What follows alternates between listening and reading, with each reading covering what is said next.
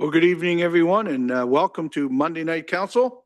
And it's great to see almost all full seats today. I see I have Councillor Baldwin Sands on Zoom tonight too. So Laurie, again, be active with your waving if you have a hands up, please.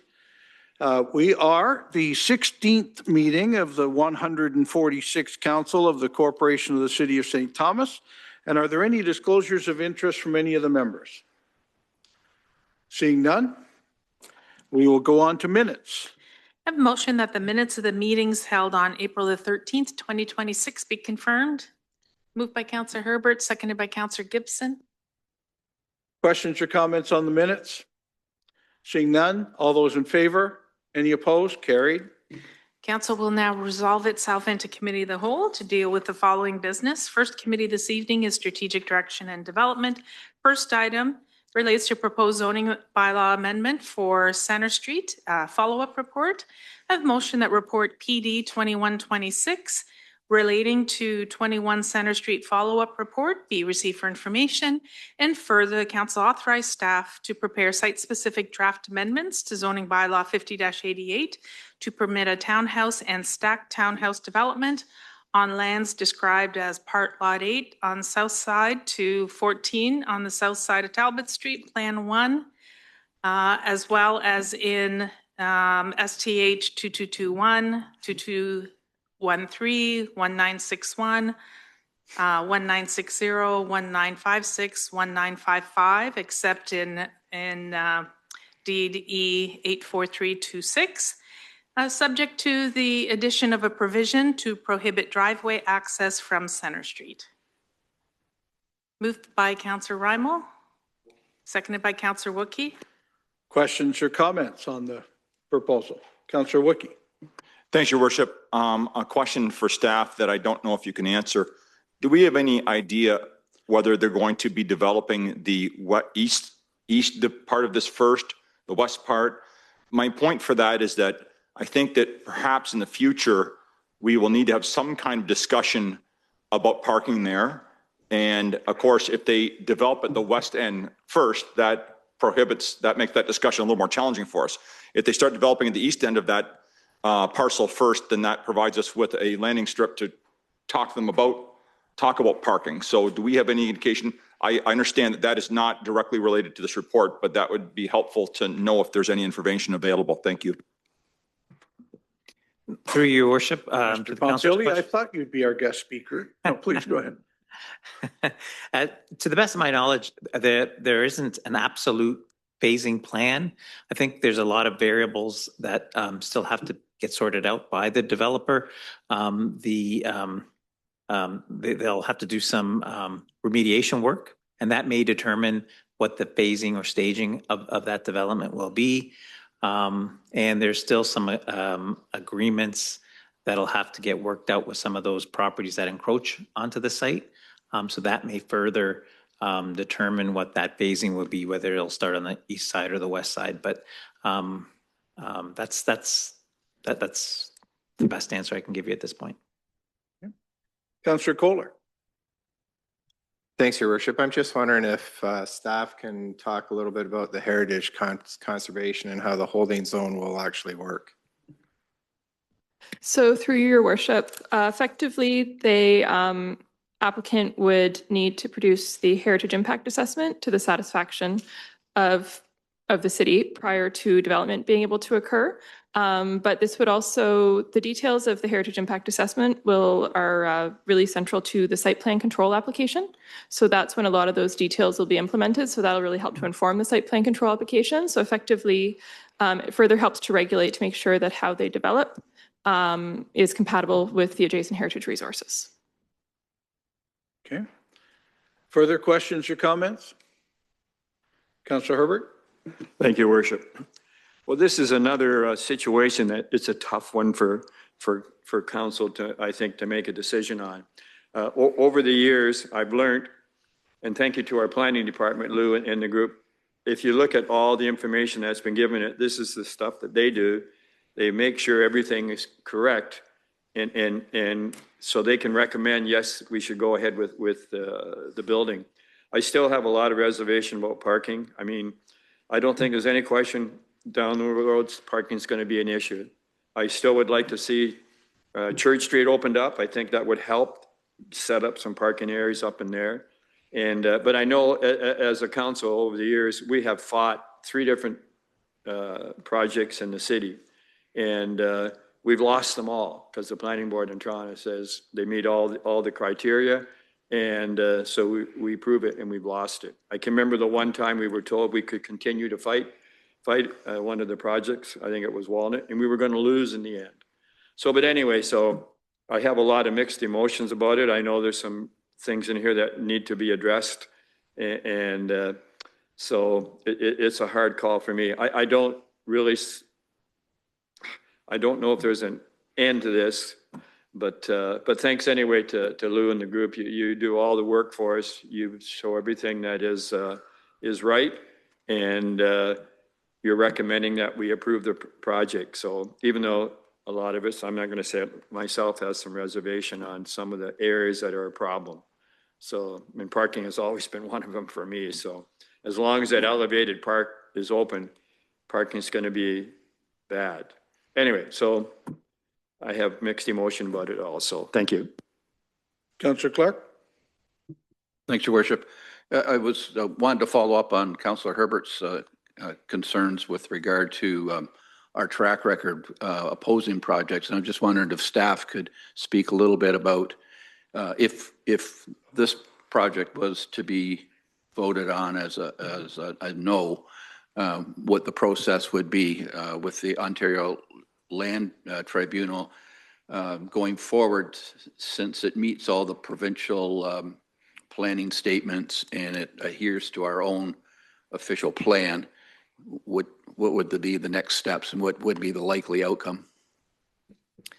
So through your worship, if, should council decide to refuse this application, the applicant could appeal, the owner could appeal, the Ontario Land Tribunal would be looking to see whether or not it is consistent with provincial planning statement and conforms to the City of St. Thomas official plan. In this instance, in the opinion of staff, it does both. It's housing intensification on a brownfield site that has been designed in a way to try and fit in with its surrounding neighborhoods. So it's and there's no it's being used right now as a parking lot, but it's not an established, it's not a actual parking lot. People are just parking on the site. It's not a designated parking lot, and the zoning designation and even the existing residential R4 zone are residential. So it'd be really challenging. It would be a very challenging case before the Ontario Municipal Board for the Ontario Municipal Board to be able to, Ontario Land Tribunal to be able to refuse this application. Thanks. And just as a follow-up, and that would mean that we'd be spending a lot of taxpayers' money to try and fight a project that, as we've heard from Councillor Herbert, we've lost the last 3 that we've tried to attempt to do that. So yes, through your worship, that would be the case. You have to have legal counsel, and you'd also, council would also need to have a planning representative, because staff are, through our staff report, have recommended approval of the application. So it would be challenging for us to go and uphold a position of refusing the application. Further questions or comments? Councillor Reimel. Hi, I just have a question about the trail. The intent is to extend the trail, the existing trail down past that. Would, say the project takes considerable time, is there a plan as to when that trail might get in place, or is it based on when this project starts? Through your worship, I can certainly start, and if Director of Engineering has some dates that maybe they can add to it. But this project aligns completely with the extension of the trail. It won't be interrupted by any driveways. That's why there's a specific provision to ensure that there's no driveway access off of Center Street. So that part is intact here. This development, whether it proceeds immediately or down the road, shouldn't have any impact on the development of that trail. That'll be a public works project. Kevin, I don't know if you have any. Yeah, certainly. So through the mayor to Councillor Reimel, the extension of what was called the urban link in the transportation master plan, this section of Center Street reconstruction is not dependent on whether this project moves forward or not. And the coordination of underground infrastructure is really the driving factor to when this would happen. And spoken before, Old Talbot Hills, our storm outlet, that's the first domino to fall. Further questions or comments? Seeing none, all those in favor? Are there any opposed? Noted. That is carried. Thank you, Your Worship. Next item relates to Affordable Home Ownership Program.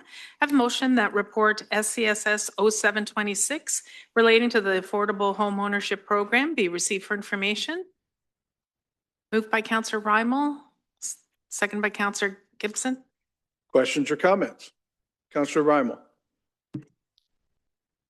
I just have a question about the areas events of default. It's a great program. It's great to see it starting again. I just wondered that because the people involved can have a 20-year period as to how long they are in the program, is that onerous to monitor, or if you had any issues with that? It's a long time to kind of keep tabs on, anything that could happen.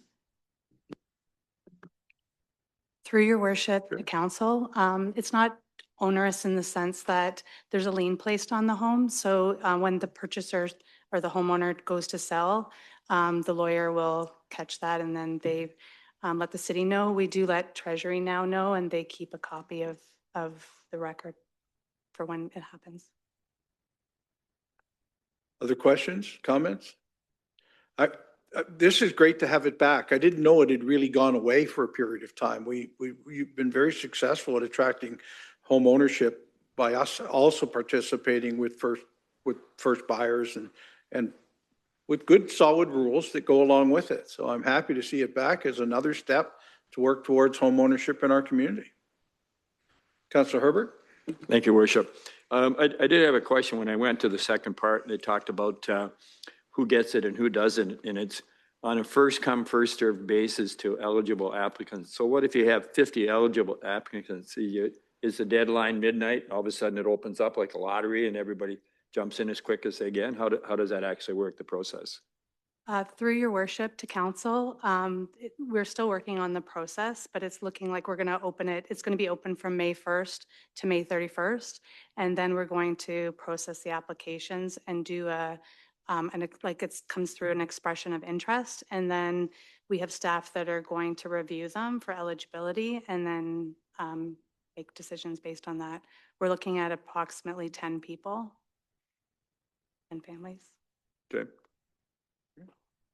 Further questions or comments?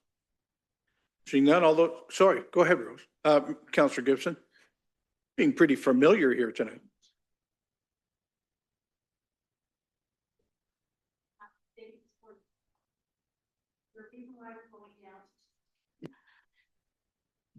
Through your worship to council, the program was actually originally funded through the province of Ontario, and it was a one-time fund that we received. The program is sustained through a revolving loan fund, and so that's through people who, within that 20-year forgivable loan, pay back their loan, and so we use that to pay it forward to other people. So during a period of time, as your worship stated earlier, was suspended because the province tells us how much we can allow for the house price and for their income and stuff. So during like the early 2020s, the house prices skyrocketed and the allowable amounts were low. So we didn't want to set homeowners up for failure with getting houses that were fixer-uppers. So we suspended the program, so that built up the funds to the point where now we have it available for approximately 10 people. Great. Further questions or comments? Seeing none, all those in favor? Any opposed? That is carried. Next item relates to CIP project for the property at 105 Metcalf Street. I have a motion that report PD 2726 relating to Community Improvement Program grants for 105 Metcalf Street be received for information. And further, the council direct that a bylaw be prepared to enter into a Community Improvement Program grant agreement with Stephen Rubacha and Brittany Dunlop relating to CIP application 2025-152. Moved by Councillor Baldwin Sands, seconded by Councillor Kohler. Questions or comments? Seeing none, all those in favor? Any opposed? Carried. Next item relates to a CIP project for the property at 232 Elm Street. I have a motion that report PD 2526 relating to a community improvement project by The Elm by Kokomoa Inc. for 232 Elm Street be received for information. And further, council approve a residential grant and loan and planning and building fees grant for application 2026-158 as submitted by Kokomoa Inc. for 232 Elm Street. And further, council direct that a bylaw be prepared to enter into a residential loan agreement with The Elm by Kokomoa Inc. relating to the CIP project at 232 Elm Street. Moved by Councillor Clark, seconded by Councillor Reimel. Questions or comments? Councillor Herbert. Thank you, Worship. I'm just curious to see, is this getting to be pretty common now where we're getting more residential units to be added to a residence? Or is this an exception? Mr. Bumpilly? Yeah, through your worship. No, that's a great question. It definitely is more common. I think we'll see more, but I think our track record has shown that we've been receiving these types of the CIP program has been very successful in sort of helping residents of St. Thomas that are thinking of adding a new unit or taking on renovations to bring a property up to standards. Building code and meet building code standards is a popular thing. We are going to be bringing forward in the very near future a report to council that sort of highlights, gives a snapshot of the CIP program over the past year. So it'll identify the number of units that we rated construction values. So we'll be happy to bring that report forward. Go ahead, Councillor Herbert. Thank you. Just a follow-up. So when we approve this and you give the 80,000, do you inspect it? Is there an inspection done to make sure the criteria is met? Yeah, your worship. Yes, the funds aren't released until the work is completed and and the permits are issued and occupancy occurs. Yeah. Further questions or comments? Seeing none, all those in favor? Are there any opposed? That's carried. Next item relates to a CIP project for the property at 46 Princess Avenue.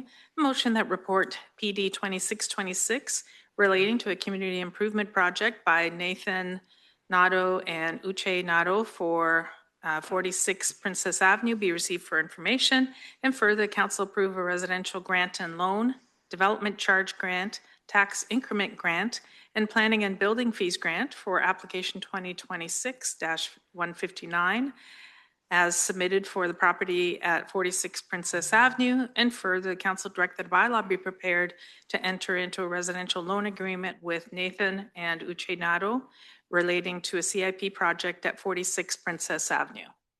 Moved by Councillor Taylor, seconded by Councillor Gibson. Questions or comments? Seeing none, all those in favor? Any opposed? Carried. Next item relates to an application for temporary removal of part lock control by Doug Terry Limited.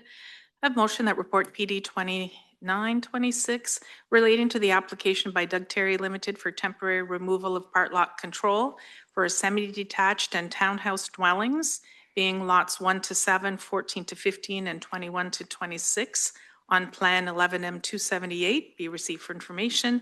And further, that the application by Doug Terry Limited relating to the passing of a bylaw to temporarily remove part lot control for those lots be approved. And further, the council authorize staff to prepare a bylaw pursuant to section 50 sub 7 of the Planning Act, which provides that section 50 sub 5 of the Planning Act relating to part lot control does not apply to semi-detached and townhouse dwellings on lots 1 to 7, 14 to 15, and 21 to 26 on Plan 11M278. Moved by Councillor Herbert, seconded by Councillor Clark. Questions or comments? Seeing none, all those in favor? Any opposed? Carried. Next item relates to proposed revisions to the site plan control bylaw. I have a motion that report PD 3026 relating to minor revisions to the site plan control bylaw be received for information. And further, that council direct the preparation of a new site plan control bylaw with revisions as attached to report PD 3026. Moved by Councillor Kohler, seconded by Councillor Rymal. Questions or comments? Seeing none, all those in favor? Any opposed? That's carried. Next item relates to declaration of surplus property on a portion of 105 Scott Street. I have motion that report CMO 3026 relating to declaration of surplus property on a portion of 105 Scott Street be received for information. And further, the council declare a portion of 105 Scott Street property being part 4 of the draft reference plan contained within report CMO 3026 be surplus to the city, and further council direct administration to undertake the administrative actions to dispose of that portion of 105 Scott Street. Moved by Councillor Clark, seconded by Councillor Taylor. Questions or comments? Seeing none, all those in favor? Are there any opposed? That's carried. Next 3 items are notices from the Committee of Adjustment relating to meetings taking place on May the 14th, 2026 at 10 a.m. The first one relates to a minor variance by DRU Holdings, Inc., and also known as Blossom Early Childhood Education Center, to permit the location and use of 45% of the front yard and side yard as parking lot, parking spaces, and residential driveway, whereas the zoning bylaw provides that the maximum front yard and side yard coverage shall not exceed 25%, and to permit a 1.5 meter high garbage enclosure fence in the front yard, whereas the maximum front yard fence height is 1 meter, and that's at 8 Hammond Street. The second is regarding an application for a minor variance from Jayman Patel to permit the construction of an addition on the south side of the existing legal non-conforming building at 352 Wellington Street, known as Wellington Variety. Third one is regarding an application for a minor variance by JEG Home Solutions to permit the location and use of 32% of the front yard and side yard as a residential driveway, whereas the zoning bylaw provides that the maximum front yard and side yard coverage for parking lots, parking spaces, or residential driveways shall not exceed 25%, and this is at 30 South Edgeware Road. No further items unless there are any items from the members for this committee. Seeing none. Moving to community engagement and services, the first item relates to coordinated collaborative response, the 2025 data review. I have a motion that report SCSS 0626 relating to coordinated collaborative response 2025 data review be received for information. Moved by Councillor Rymal, seconded by Councillor Gibson. Questions or comments? Councillor Gibson first. Well, I must admit, I was very impressed with the report, and it was really much information that I was really looking to have. And just one question. This report also includes residents all across Elgin County, not the city of St. Thomas. So if someone's homeless in Port Stanley or Shedden, they are coming this way. And does that report reflect those individuals as well? Thank you. Thank you for the question and through your worship to council. For the numbers in front of you of the 101 unique individuals that were supported last year, those are just residents of St. Thomas Elgin, or of St. Thomas. Elgin County, however, does contribute to the by names list, which is currently sitting at 100 or less individuals right now. Thank you for the question. Further questions or comments? Councillor Rymal. Just a comment, just that the community of St. Thomas is very fortunate to have such a comprehensive approach from all the different city departments. It's very, very good to see. Thank you. Thanks, John. Great report. Any other questions or comments? Councillor Herbert. Thank you, Worship. I'm just going to follow up on the end where you had 27 successfully transitioned. Who makes that decision? Who moves out of there? John? Through your worship to Councillor Herbert. So those 27 individuals were actually transitioned directly from the street into housing over 2025. The remaining individuals, we would work to connect with the inn as a first step in their journey towards housing, and those stats would be captured separately for the work that the inn is doing. Thank you. Go ahead. Just what's the criteria to decide who comes and who goes? I know you kind of mentioned in here, but what would you actually use a family or a single parent or with the child? Are they the ones that get the priority? Through your worship, criteria is determined based on a community prioritization process, which is continually reevaluated. We have 5 criteria currently in place to allocate housing based on that. We know that we continue to work with the Y specifically for families. And what's really promising as we look over the next 12 to 18 months with all the affordable housing stock coming online is that we're really hopeful to have enough housing for everyone to ensure that all residents in St. Thomas Elgin has a safe place to call home. Go ahead. Thank you. Curious question. What's the average length of stay? It's supposed to be an emergency shelter. So what is the average length of stay are we experiencing? I know in the winter, probably more than in the summer, but I'm just curious, is it a week, 5, 10 days, a month? That's my question. Thank you, and through your worship. Each day is really dependent. We'll see certain individuals that will maintain in the emergency shelter setting for a short period of time and able to quickly resolve. We would call that a diversion, whether it's getting them safely back to transported to their home community to resources, or to work with them to maintain any accommodations that they're currently in. We do know that a number of the individuals in our community are experiencing chronic homelessness, and one of the new innovative projects that we're testing through the Homelessness Reduction Innovation Fund is directly to supporting those folks that are longer stays or having a longer experience of homelessness within our community. So thank you. Further questions or comments? Great detailed report, John. Thank you.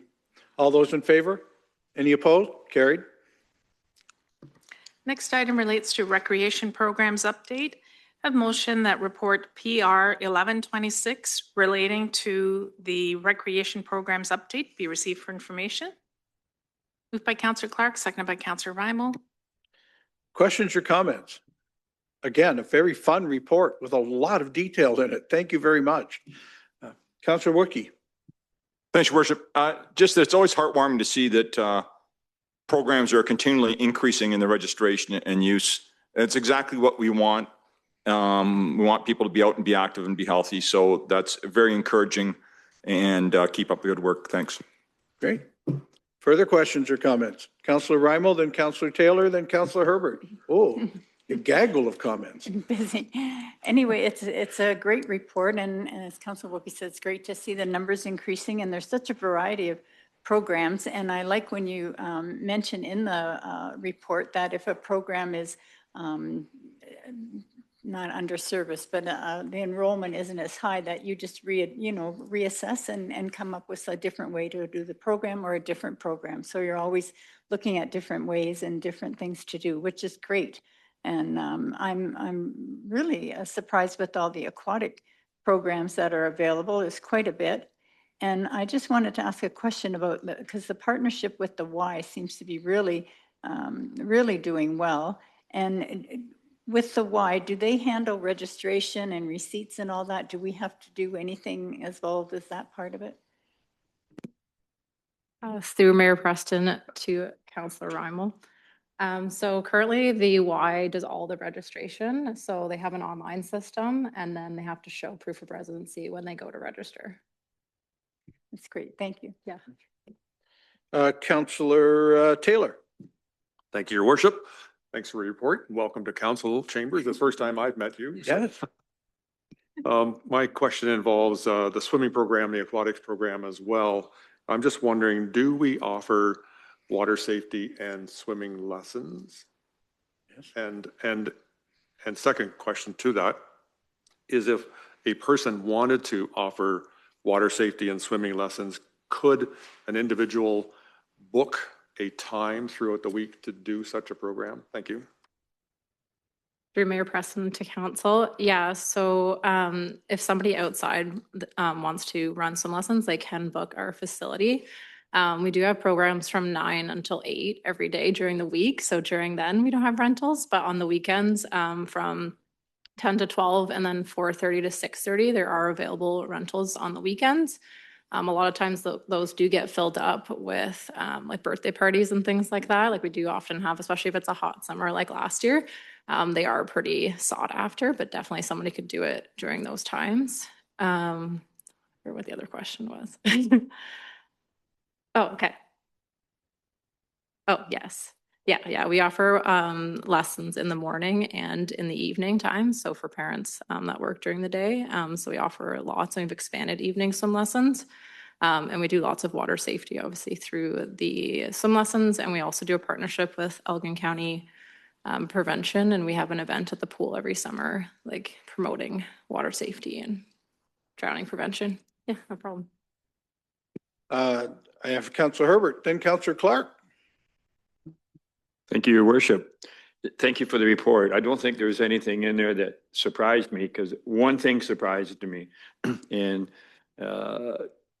halfway down, something about fall rates or fill rates. You said there's a current high demand for some of these programs. I've never heard of chefs in training being a high demand. So if you could just elaborate that for me, please. Where is it done in our city, or is there a lot of people wanting to be a chef? Never knew that was happening. Through Mayor Preston to council. Yeah, so we offer a chefs in training program for kids age 5 up to 13. So it's currently not for adults, but we do it at the Joe Thornton Community Center in the kitchen. That's just off of the gym. And it's a fairly small area, so we can only have about 7 kids in each class, and they fill up within a day or two. Like they're very well utilized, and we run those 2 nights a week. Yeah. Chefs in training. I mean, my only training in cooking was home ec class in high school. That's where I ended. So anyway, thank you. Yeah, sorry, what nights of the week, so the mayor knows when to show up for dinner? Yeah. Tuesday and Wednesdays. All right. Councillor Clark, you're next. Thank you. I'm just wondering how we advertise and what methods we use, especially to reach out to young kids. Do we do it through the schools? And also, I was just wondering if whether or not we had any programs through any of the agencies or Big Brothers where we allow some of those other charitable organizations that are trying to work with youth to make use of the programming that we have in place.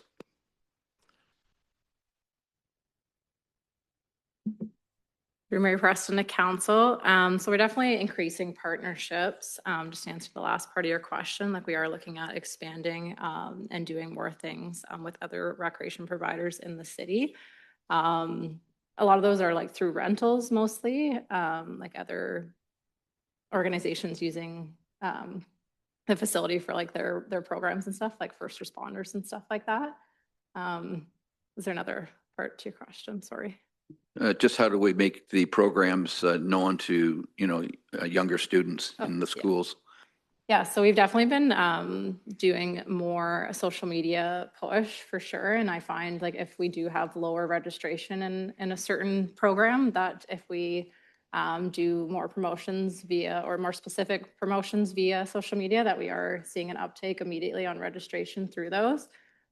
We use our video board at the Joe Thornton Community Center as well. We have like lots of resources at the Joe Thornton Community Center. So lots of people are coming in. We have brochures for all of our programs are being advertised on the TVs in the community center. Depending on the program, we do reach out to the schools, or if we have a certain event or for camps, we do reach out to the schools for those. Yeah, mostly a lot through social media, the website, the video board, things like that. Further questions or comments? Well, I have another comment. This is another excellent report to us, and thank you for coming tonight and doing it with us. It's been educational. I know Councillor Herbert's learned a lot. He's now going to be a chef in training, apparently. So thank you for the report. All those in favor? Are there any opposed? That's carried. Unless there are any further items from the members for this committee, we'll now move to infrastructure and civic operations. First item relates to the water, wastewater, and stormwater rate studies and water system financial plan. We do have Connor Yakubchuk from Watson and Associates with us this evening as well.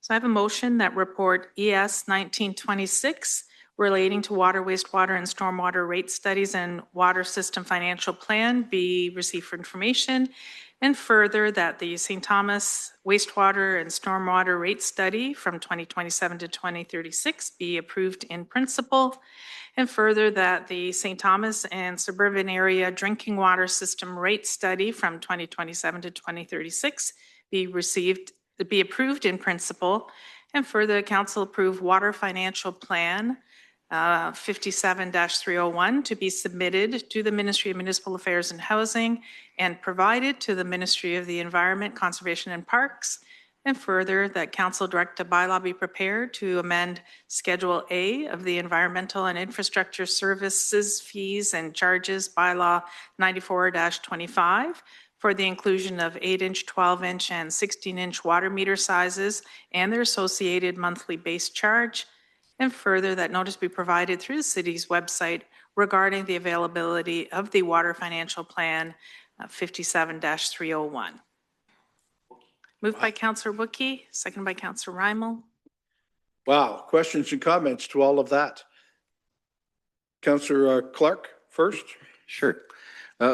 Thank you. I was just pleased to see that the throughout the forecasted period that the average increase was only about 2% for the taxpayers. And I'm just, you think about Walkerton, you think about safety and everything else, and flooding and things like that. So many different aspects of stormwater as well as wastewater and drinking water, and to have it at a basically a $12 increase each year, it's phenomenal that with the price and costs of maintaining things, increasing the amount of structures that we have, and then maintaining the old ones, that we can do it at that rate.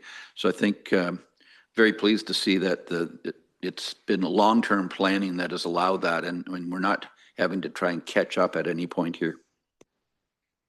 Thank you. Question, Councillor Taylor?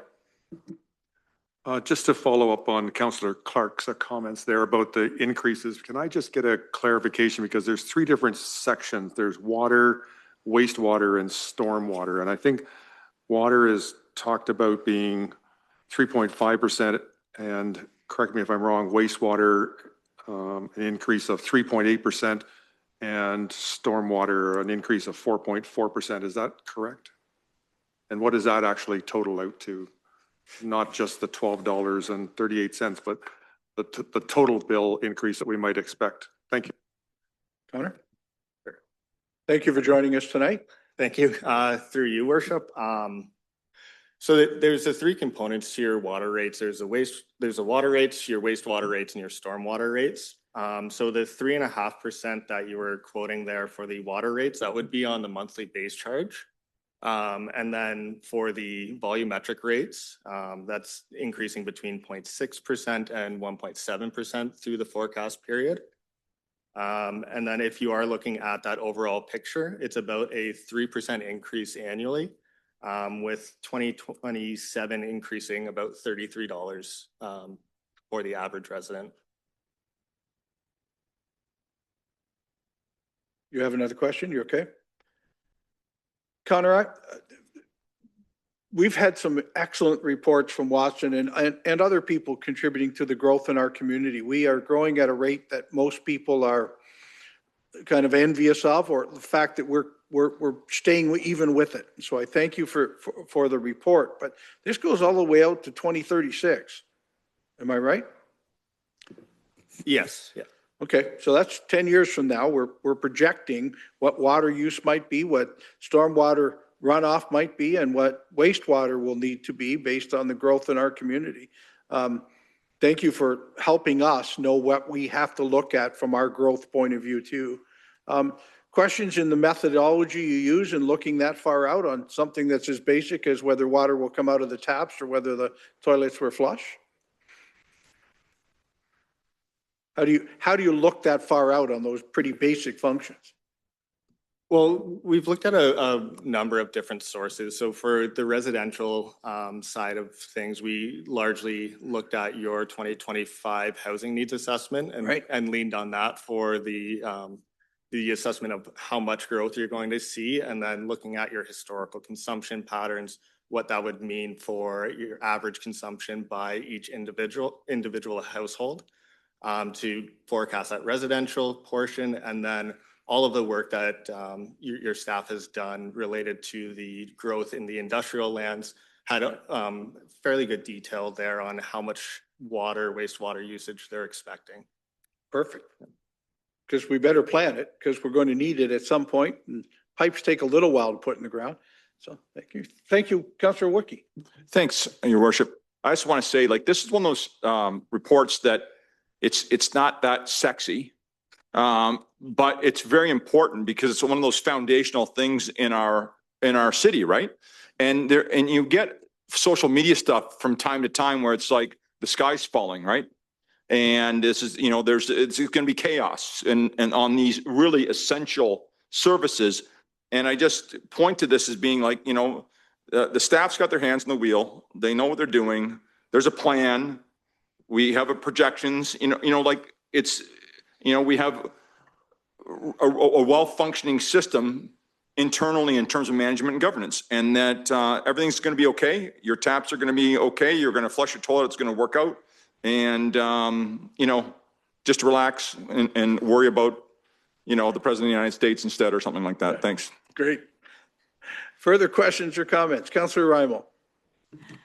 Just, it's a huge information. It's a lot of information to process, and interesting, the comment, the city does not produce its own water. It has to purchase all treated water. So it's a big deal. It's mega dollars to do all the infrastructure, maintain it, just all the water testing, everything that goes with it. So it's just a huge job, but it is, as for myself, I just turn on the tap and expect the water to come out. So all the things that happen behind the scenes, it's quite remarkable. Great. Further questions or comments? Seeing none, all those in favor? Are there any opposed? Carried. Again, thank you for a great report. Next item relates to the Water Pipeline Cooperative Special Operation. A motion that report ID 0426 relating to the Water Pipeline Cooperative Special Operation be received for information. Moved by Councillor Wookey, seconded by Councillor Gibson. Questions or comments? Councillor Wookey. Thanks, Your Worship. I'm hoping to get staff to just kind of talk about this or brag about it as whatever they want to do regarding what happened here, just so we all have a good picture of what's going on. Thanks. I was hoping for some bragging tonight too. Patrick, Justin, who? Thanks very much. It's about Patrick, so I'll speak to it because we're saying thanks and good job to the team. Yes. It was a very, very complicated operation. It took months to plan it. It's on super critical infrastructure that you just can't afford to make a mistake on. A lot of work went into it. We were up all night long, or Pat was up all night long anyway, and Nishant was up all night long. I stayed focused on my WhatsApp, and I could stay up to date with it, but it's really the purpose of the report is just to say thanks and really great job. Patrick, how worried were you? Because this should either go just as great as it went, or it could have gone a different way, correct? Thanks, Your Worship. First thing, I also want to sign up for the chef's training, Yeah, so okay. I'll see you there. Yeah. But yeah, slightly worried, but right around 1:30, 2 a.m. when we saw the pressure come off, very much relieved. So all in all, went really well. Definitely took a team, so special thanks to Chris Andrew and the team at Southwold, Aqua, and the contractor involved too. It really made a difference to have some great team members and get the work done. So yeah, thank you. I don't always understand all of this stuff, but I know the day or two before this, I heard from different places, including Southwold, about how I'm going to say pressure. It's not about pressure. It's about knowing that you've planned it to go well. And if all goes well, no one will have to call Justin in the middle of the night, even if he has his WhatsApp on. But it went that smooth. Thank you for the great plan. We call this like water pipe Jenga, or is it, it's. As always with infrastructure, it's not sexy, but it is a bit of a puzzle, and it was a fun one to put together and pull off. So thank you. Well, we thank you for the pressure working. Councillor Herbert? Thank you, Worship. Patrick, you might as well stay right there. I'm sure you can answer this question. I mean, obviously, this area was identified because it was a serious problem. Are there any other areas in our city, like around the perimeter, that may need this special attention?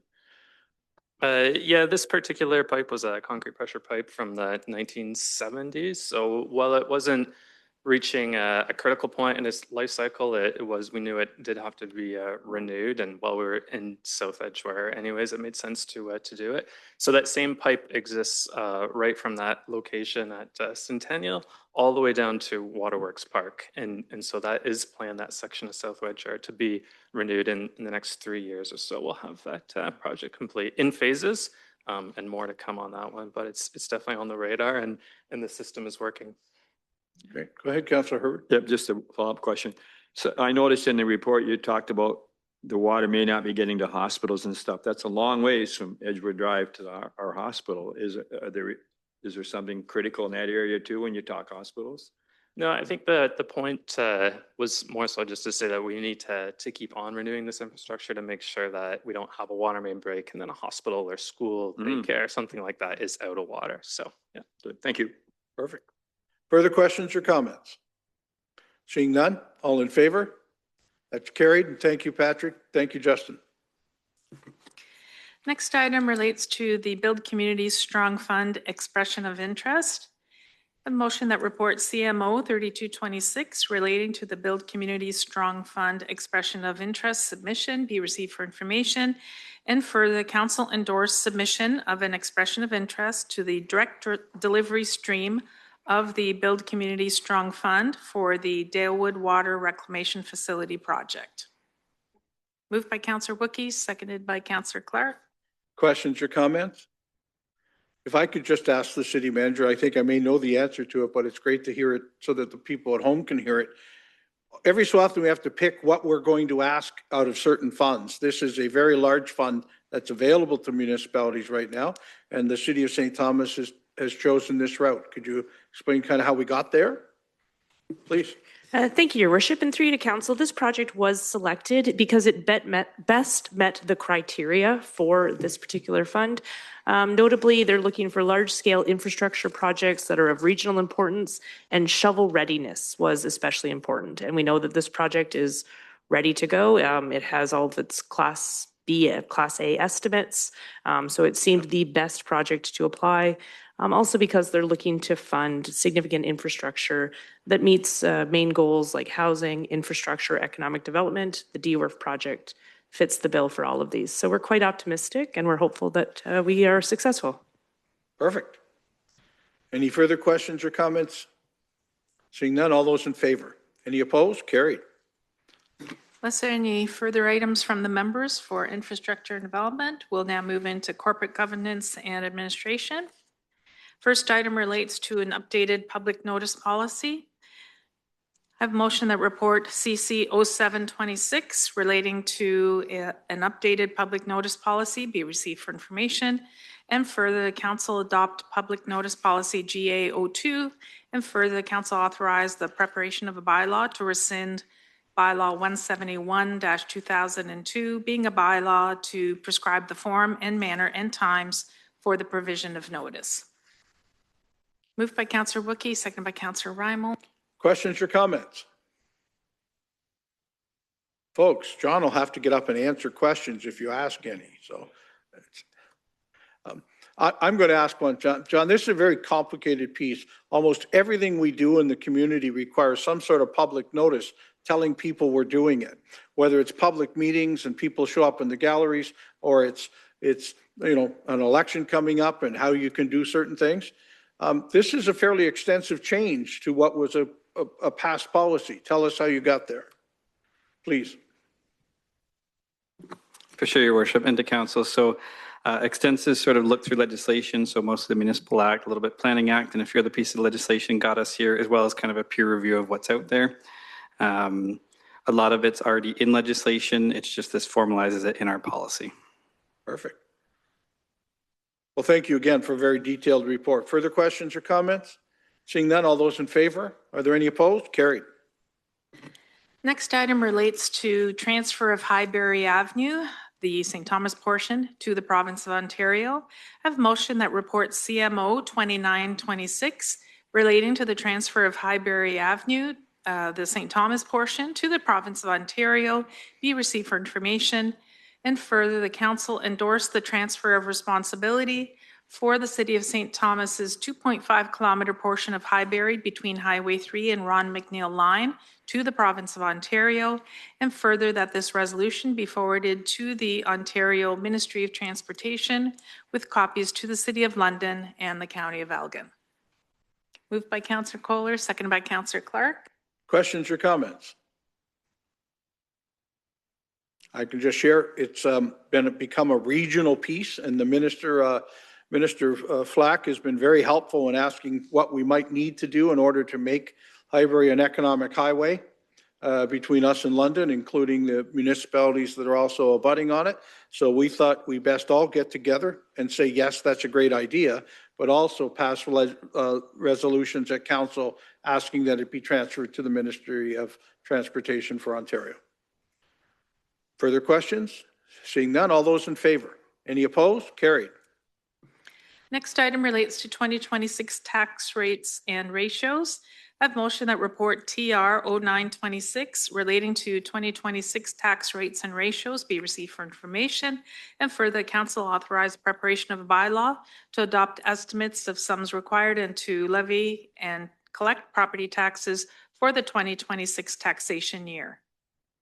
Moved by Councillor Wookey, seconded by Councillor Reimel. Questions or comments before I get Councillor Wookey to open his KISS notebook to get his facts out. I was just going to ask the treasurer, could he read the report? But apparently it's quite substantial. So I'll let Councillor Wookey ask his questions. Thanks, Your Worship. I'm really pleased to see this. This is one of those, this is like, to me, a starting point of a very, very, very important conversation that we're going to have over the next 3 to 5, 6 years. This will drive this topic will drive everything else that happens to us from here in terms of, reserve funds, in terms of revenues to build community recreation centers and do everything that's involved. And I think it's a great education piece for us. I remember in the days when we used to do reference committee and it was like professional development. And I see this the same way. So I'm hoping the treasurer can just talk for a little bit about this, why it's important. And most importantly, like, what does he see as the next steps over the next few years that we'll do? Because I haven't known the treasurer for very long, but I'm going to guess he has a plan. So if he can kind of explain to us what that plan is and why we're doing it, that would be great. Thank you. Thank you. Mr. Treasurer? Well, okay. Thank you, Your Worship. I'll do my best. So the subject matter of the report is distribution of property tax burden. So when we sit as a council and talk budget, we're talking about the total amount of taxes to be collected from the community in a given fiscal year. This report talks about how that total amount is divvied up amongst the different property classes.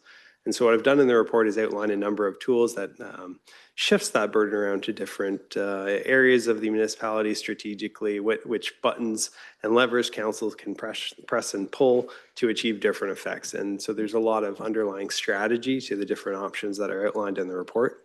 I've focused on a few for council's consideration, talking about multi-residential taxation and some inequities that I've identified in our existing tax structure and what we may do to resolve some of those. I talked about business class taxation, which ties strongly into economic development, something that we need to consider in concert with EDC and some assessing our overall competitiveness, just not from a non-financial perspective, but also a financial perspective. And we've got our rates, our taxes. There's a number of things that need to be considered when assessing our competitiveness. And we've talked about excess land.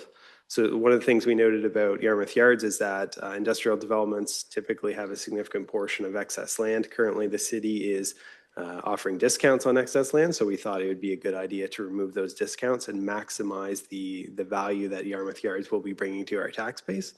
And then most importantly, and something that council is going to have to really wrap their head around over the next few years, is our large industrial tax ratio. So obviously, we're expecting a lot of large industrial tax revenue coming into the municipality through Yarmouth Yards over the next few years. Our ratio is set very high. That's a good thing in a way. It will result in a very lucrative assessment growth as PowerCo and Vianode come on our tax roll, but it also puts us in a bit of a precarious situation. It increases our financial risk as well, because if something were to happen to these assessments that we're going to be reliant on to generate a lot of revenue in the future, we would experience a large shift, a huge loss of revenue potentially in the future. So as Councillor Wookie has highlighted, that's something that you normally plan for in your reserves. So that will tie nicely into an upcoming reserve and reserve fund strategy, where council will be asked to set some target reserve benchmarks, and then we'll handle the actual meeting of those benchmarks through future budgeting processes. So hopefully that addresses what the councillor was expecting from me. You must have follow-up questions. Well, thank you very much for asking. Yes, I just have one. Something I learned that I thought was interesting is how they changed multi-res from, I think it was 2.63 to 1.1 at some point in 2017. Whatever the number was, they decreased the ratio. And when I saw that, I thought, okay, I get that. But then I was like, that kind of scares me that the province could also come and change that for another class. And then right at the point where, for us, the gravy train's about to come in. And I don't know that, I think at some point that would be a great discussion to have with our, with Minister Flack perhaps, or certainly that might be down the road, an AMO topic or whatever, to say, look at like, I get why you might want to do that, but that's a very bad thing for us in the long term. So when I saw that that was changed in 2017, I thought, yes, okay, I get it. But like, that scares me that they could use it on another class. That's all. So I'm hoping that we as a municipality can get together with our neighbors and have our focus on that, to make sure the province knows that like that would be a very bad thing for us if that changed. And that's not a follow-up question, but just a comment. And I learned something this week about that. Thank you. Mr. Treasurer, on that thought, I mean, I'll certainly add that I have not attended an AMO conference where we didn't speak to the Minister of Finance about tax ratios and what we need to keep. Also, to calm Councillor Wookie just a little, the province almost never cuts a level of taxes without showing us how we're going to get different funding from them in order to handle those types of things. But anything is possible in the future. And so I love the fact that you brought up a reserve fund scorecard kind of session for us to say, this is what you got to keep in line to be safe under most of the circumstances. So looking forward to that. Councillor Taylor. Thank you, Your Worship. And I apologize to the Treasurer if my back is to him while I ask this question, because I have to look at my notes here. Being in the real estate industry, taxes are a big topic, and I just want to clarify something. Normally, what I do is take the assessed value for a property, multiply it by the rate.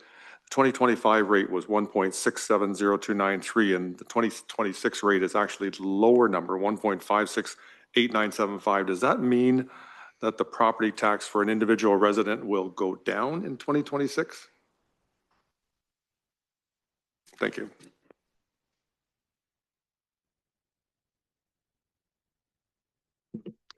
Property taxes won't be going down for any class. Perhaps those columns are flipped. The titles of those columns are flipped. Each class, with the exception of excess commercial, excess industrial, and large industrial excess, should be going up by 6.07%. So perhaps the column headers are incorrect, although the bylaw has certainly the correct rates within it. Have you been telling people the wrong thing? No, go ahead, Councillor Taylor. Oh, you just burst my bubble on that one. I thought for sure that we saw a decrease of 6.07%. So just to clarify, that larger number I'm looking under the residential of 1.67 should be the 2026 rate. Is that what you're saying? And the 1.56 should be the 2025 rate? Is that? Thank you, Your Worship. All rates will be going out 6.07% unless you're in excess subclass, which is going up considerably more because we're removing that discount. Yeah. Councillor Kohler. Thanks, Your Worship. Very good report, and certainly looking forward to the discussion as we move forward, especially when it comes to the balance, because you want to make sure, as the treasurer says, to remain and keep that competitiveness, especially when it comes to new industrial. But it certainly, when you look at a report like this, shows how fortunate we are that we have industrial taxation, that we can reduce that burden to the taxpayer. When I look at the note about this year's budget and our assessment coming in at higher than what was expected, it kind of takes me back that maybe the way we do our budgeting is great. And I love how we, for some time now have been going out, making sure we can get our capital project ahead of time. But maybe we should, I know a few years what we've done is a good portion, maybe half to 3/4 of our capital budget, so we can get those projects out for tender and then come back and do our operating budget a little bit later, so we can have all that information at the time, because that certainly would have had a different discussion knowing if we had that revenue when we were talking about the 6.1% tax increase. But how we did it this year too, it certainly gets savings, and we'll see some more reserves built through the competitive tendering that we're getting back from that. So I see after this budget, reserves being replenished pretty good. But as far as when it comes to the tax appeals and things like that, moving forward, hopefully that's the continuing conversation with the province, and that to hopefully get away from that, because that puts a lot of municipalities in harm's way. And I think that's what the treasurer's talking about with the reserves, to when those come in, if you end up losing them. Hopefully, when we look at that with the new taxation coming online, we can take a portion of that right away and convert that in, so we're not taking away from other areas to create those reserves. So we can take it right from the new revenue, put it into there to make sure that we have that for any of those appeals. But hopefully they can figure that out and stop that in the future, where it's not a big surprise for not just St. Thomas, but all municipalities. Comment on that, Mr. Treasurer? In regards to the budget approval process, I guess I'll note that first. I completely agree. I like a phased-in approval process. The issue is that we've got these strong mayor power rules now, where once I show council the budget, you're on the clock, and it's going to be approved just by default unless you vote, use the vetoing process. So I like to do the budget and then keep it open until I've got the tax roll information. So we're kind of stuck between, going to market early on our projects and having all the information we need to do the tax roll. I will say this is a really unusual result. Like, I've never seen the assessment roll jump so much more than what was estimated prior to us doing budget. So I think this is a bit of a one-off, but your comments are well received. I couldn't agree more. In terms of the reserves, that's how we would do it. Basically, the mechanics of it through the budget process. I would note that, hey, council, you've got a significant growth number in assessment. I'm noting we want to divert that. Let's talk about which reserves that's going to sit in. Yes, assessment appeal, you should reserve at least 30% of it, of that new assessment growth relating to PowerCo, in case a negative appeal outcome happens. You'll have the money there, and then we won't have a tax rate shock as a result of appeal. If the appeal happens and they are unsuccessful and we get the exact amount of tax revenue money that we were counting on, then great, we'll go build a community center. Whatever you want to do with the money at that point, it's freed up, but you reserve that money until we know that we're in the clear with PowerCo. Right. Further questions or comments? Councillor Reimold and Councillor Herbert. Just that it's great actually that we had that extra assessment role of funds, because now we can fund that gap we had for the childcare center, which was a short term, hey, we've got this money, you know, how can we do it? So that's great there. Just a question. So when you look at the ratios, just to confirm my understanding that it's like a pie. So if you move one, like it all has to be in the same amount. You move one, you have to adjust the other. You can't say, okay, I want you to be 20 and you to be 30. They all have to still total the same pie sort of thing. That makes sense. That is an accurate description. So by that way of thinking, the larger class that you're applying a ratio change to, the greater the shift, if that makes sense as well. So that's something that could take into consideration.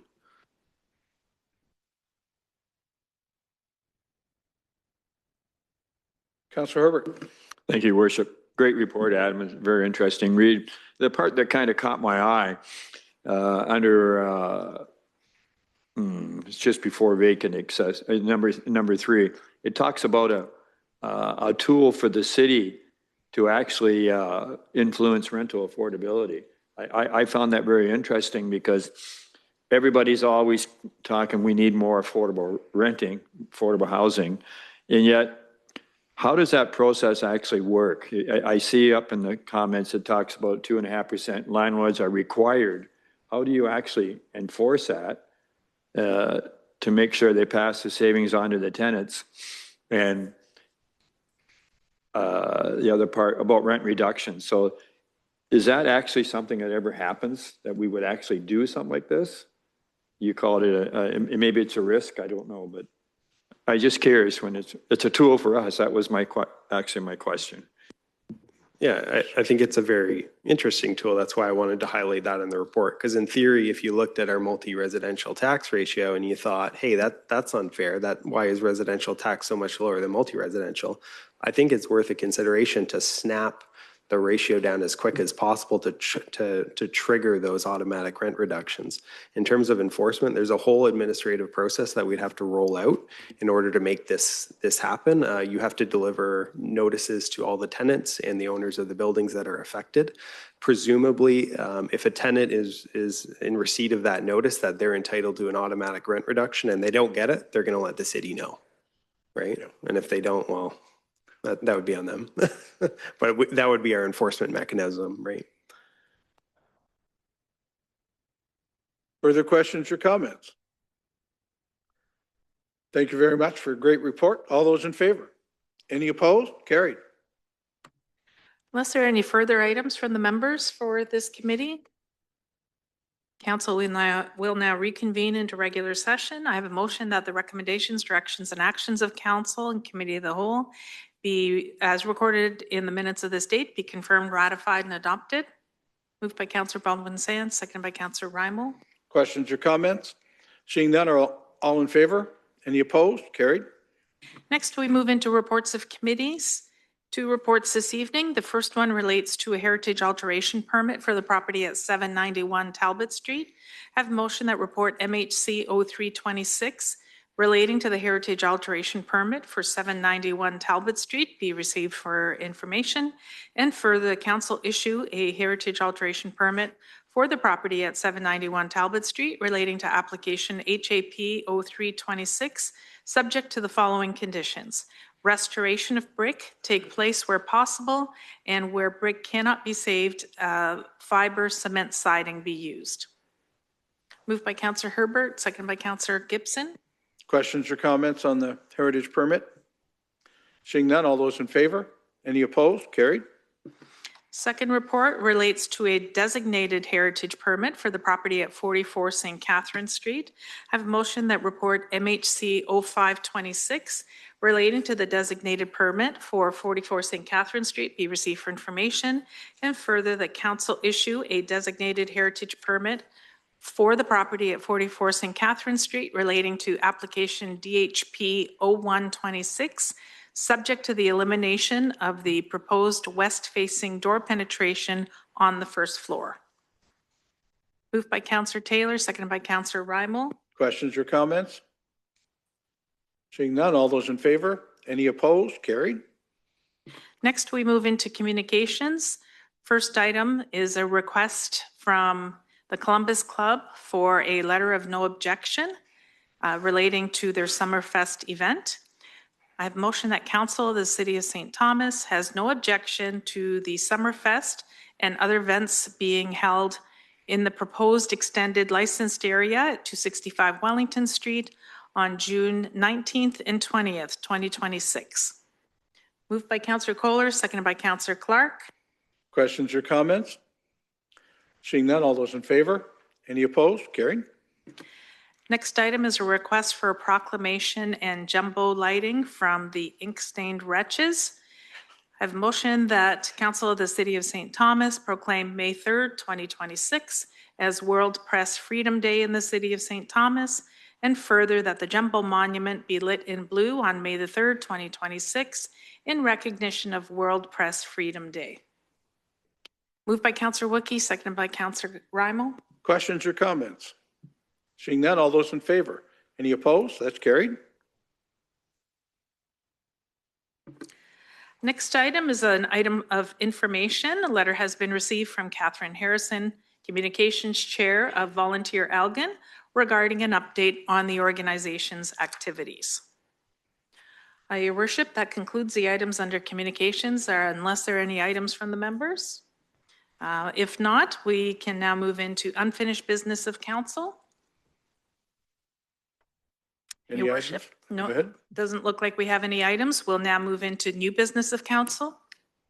Any items of new business? I would like to mention one that was just mentioned. That's the Volunteer Elgin Group kind of reforming itself. And what a great week, because it's Volunteer Week. So for those of you that get out there and volunteer, thank you for doing so. It's the week of it.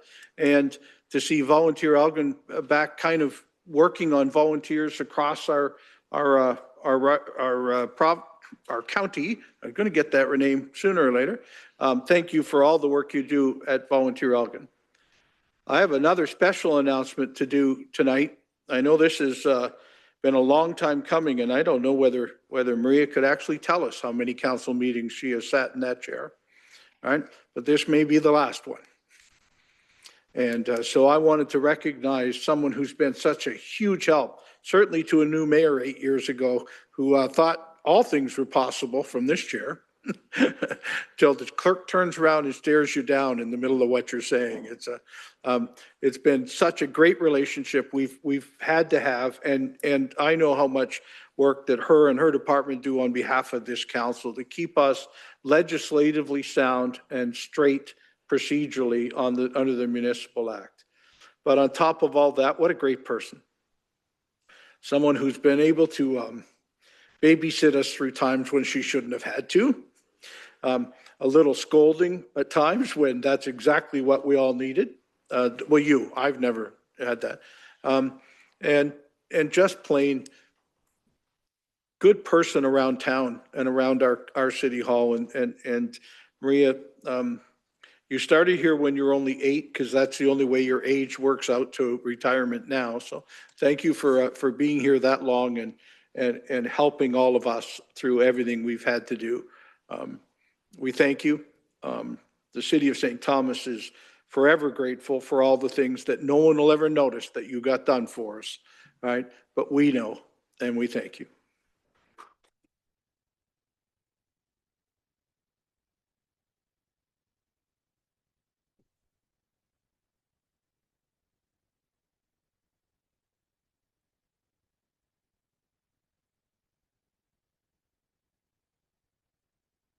Thank you very much, Your Worship. If I could just bend council's ear for a moment relating to, back to business, to the municipal election. Well, tell us what you're going to do. No, it's okay. Finish business. So 2 candidates, the nomination filing period for council and school board trustees begins on Friday, May the 1st. That's next week. And it ends on Friday, August the 21st, 2026 at 2 p.m. So if you have ever considered running for council, whether it's for mayor or as a member, as a council member, the City of St. Thomas is offering a free candidate information session to help you get started. This session will take place on Monday, April the 27th from 6 till 8 at the Carnegie Room at the St. Thomas Library. There'll be a presentation from the Ministry of Municipal Affairs. There'll be some election information by staff, followed by some Q&A, and I understand a certain mayor will be available to answer some of those questions. Maybe not correctly, but I'll be there, yes. And we do have information on the city's website at this time, should anyone be interested. We also have some forms available for council members this evening, should anyone be interested in picking up a package.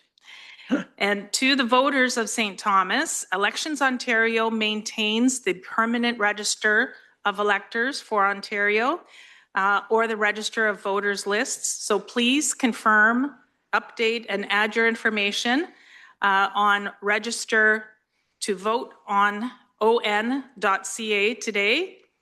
Also, property owners in Ontario must designate school support, and that appears on your property assessment notice. You can update that on the MPAC's website. You need to do that by June the 1st, and that way it'll be in time for the 2026 municipal election. Your Worship, that concludes the information about the election. I just want to say thank you very much for your support over many years. It was a blast. We will miss you. Your Worship, are there any further items of new business from the members?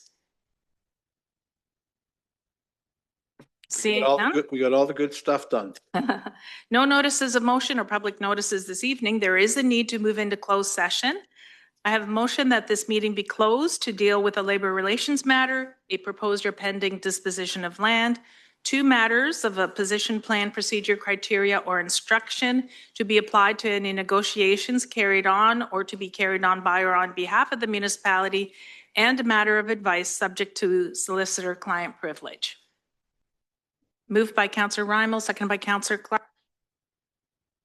Before we vote on moving into closed session, I'll share what I share each and every week. We will now move into closed session to discuss the topics that our clerk has pointed out to us.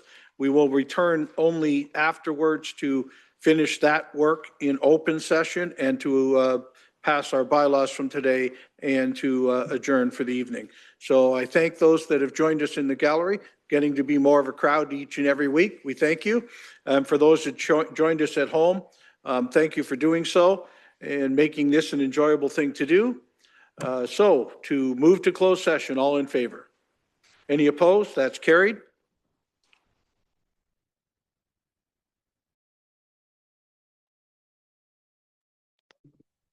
Your Worship, at this time, I have a motion that council rise from closed session. Moved by Councillor Baldwin-Sands, seconded by Councillor Gibson.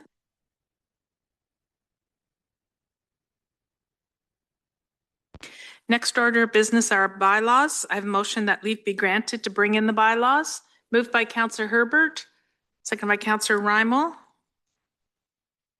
Questions or comments? Seeing none, all those in favor? Are there any opposed? That's carried.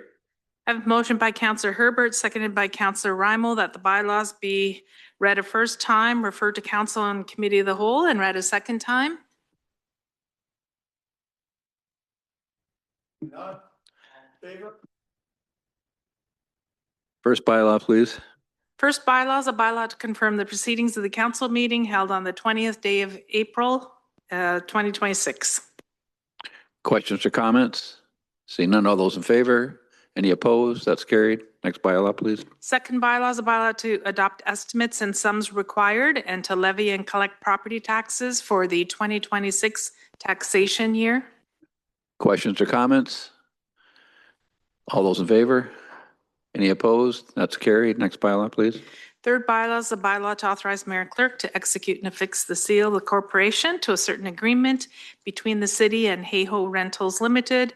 This relates to private property waste and organic collection at 249 Renaissance Drive. Questions or comments? Seeing none, all those in favor? That's carried. Last bylaw, please. Fourth and final bylaws, a bylaw to amend bylaw 66-2019, being a bylaw for paying remuneration to members of council and appointees of council. And this is effective January 1st, 2027. Questions or comments? Seeing none, all those in favor? Any opposed? That's carried. I rise and report the successful passing of 4 bylaws. I have a motion by Councillor Herbert, seconded by Councillor Rimal, that the report of council and committee of the whole on the 4 bylaws be received and adopted. The same be read a third time, engrossed, signed by the mayor and clerk, sealed and numbered.